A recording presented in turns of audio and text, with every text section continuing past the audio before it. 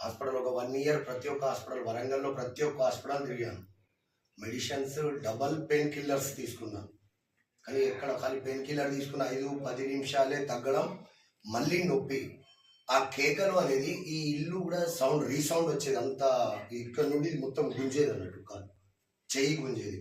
అన్నం ఆకలి లేదు, ఏం లేదు. ఏది తిన్నా కొద్దిసేపు వరకే. ఇంజక్షన్ తీసుకున్న 5-10 నిమిషాలు, మళ్ళీ 10 నిమిషాల తర్వాత మళ్ళీ డాక్టర్కి ఎవరికైనా పట్టుకొచ్చేది. మందులు తిని తిని యాస్ట్ వచ్చింది. యాస్ట్ వచ్చిన తర్వాత మా చిన్న కొడుకు ఇట్లాంటి నొప్పితోటే ఇక్కడికి వచ్చిండు. పోయిన రంజాన్ ఒక 10 రోజుల ముందు వచ్చి నాకు కలిసి, అన్న నువ్వు ఇంత టెన్షన్ పడతాను, మనం అక్కడ నేను ఫిజియోథెరపీ చేయించిన అక్కడికి పోదామన్నాడు. లేచి ఇంతసేపు నిలబడే అంత ఓపిక కూడా నా దగ్గర అప్పుడు లేదు.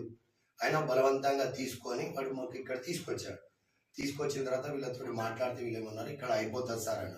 ఆ నొప్పులు, ఆ గోళీ ఏ రోజు నుండి నేను మొదలు పెట్టానో ఆ రోజు నుండి మెడిసిన్స్ అని బంద్ చేశాను.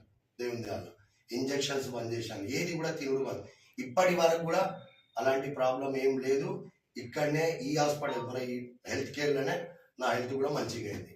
ఆ టైం నేను లేచి నిలబడకపోతే ఒక నా అక్క నా చెల్లె లెక్క ఇట్లా చేపెట్టి లేదు ఆ తల్లి. ఆమెకు ఆ రుణం నేను చనిపోయే వరకు కూడా మర్చిపోలేదు. ఆ తల్లి గురించి, ఈ సార్ గురించి.